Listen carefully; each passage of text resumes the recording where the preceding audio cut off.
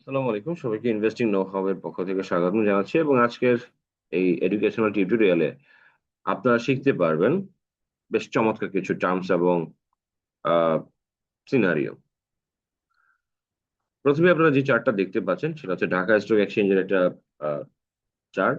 আমরা এই চার্টটাকে day chart ছিল সেটাকে আ 1 আওয়ার এর চার্টে কনভার্ট করে নিয়েছি। আপনাদের বোঝার সুবিধার্থে আমি কিছু জিনিস এখানে খুব সিম্পলিফাই করে ব্যাখ্যা করার চেষ্টা করব।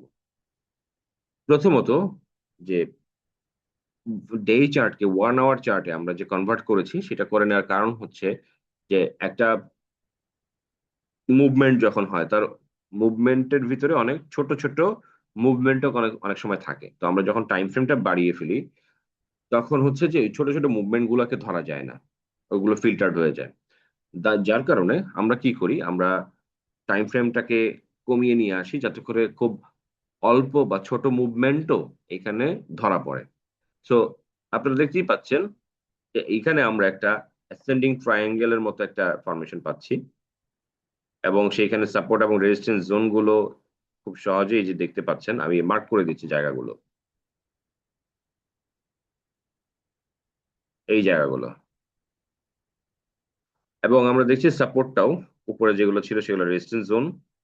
সাপোর্ট গুলো এখানে কাজ করছে। তো যেহেতু এই অ্যাসেন্ডিং ট্রায়াঙ্গেল এর মধ্য দিয়ে এই মার্কেটের আপস অ্যান্ড ডাউন গুলা কন্টিনিউ করছে। তাহলে আমরা একটা সিম্পটম বা প্যাটার্ন পাচ্ছি যে এই আপস অ্যান্ড ডাউন গুলো উইদিন চ্যানেলের ভিতরেই হওয়ার চান্সটা খুব হাই।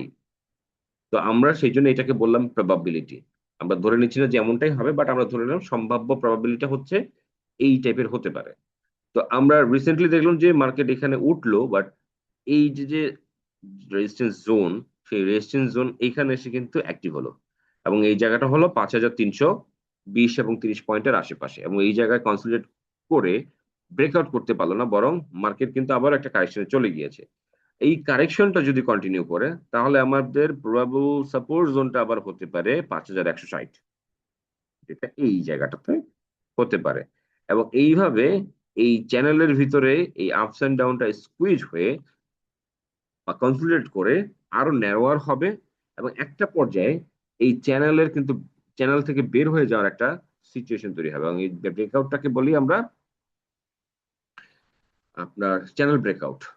এবং সেই ব্রেকআউটটা যদি হয় সেই ক্ষেত্রে উপরের দিকেও হইতে পারে, নিচের দিকেও হতে পারে। তো আমরা সেইজন্য দেখিয়েছি যে উপরের দিকে যদি ব্রেকআউটটা হয়, অর্থাৎ এটা যদি উপরের দিকে যায় ব্রেক করে, তাহলে প্রবাবিলিটি 1 হচ্ছে যে এইটার ইমিডিয়েট রেজিস্ট্যান্স জোনটা হইতে পারে এই সম্ভাব্য জায়গাটা, যেটা ৫,৩৯০ বা ৫,৪০০ এর আশেপাশে। এবং সেটাও যদি ব্রেকআউট করে তাহলে 2nd যে রেজিস্ট্যান্স জোন সেটা হচ্ছে ৫,৫৮০ পয়েন্ট। আর যদি সেটা ফেইল করে, অর্থাৎ ব্রেকআউটটা যদি উপরের দিকে না হয়, ফেইল করে নিচের দিকে হয়, সেই ক্ষেত্রে প্রবাবিলিটি হচ্ছে যে পরবর্তী যে সাপোর্ট জোন ৫,১০০ আ যে পয়েন্টের আশেপাশে, সেইটার আশেপাশে কিন্তু মার্কেট চলে আসলেও আসতে পারে। তো ২ টা সম্ভাব্যতা এখানে সরি ২ টা আ সিচুয়েশন। আইদার ব্রেক করে উপরে যাওয়া অথবা নিচে নামা। সো উপরে গেলে সম্ভাব্য রেজিস্ট্যান্স জোন গুলো বা ডেস্টিনেশন গুলো কি সেটা আমরা দেখে নিলাম। ঠিক একইভাবে যদি নিচের দিকে নেমে আসে তাহলে সাপোর্ট জোনটা কি সেটাও আমরা দেখে নিলাম। আশা করি ভিডিওটি আপনাদের ভালো লেগেছে এবং মার্কেটের এই মুভমেন্ট গুলোকে আপনারা আ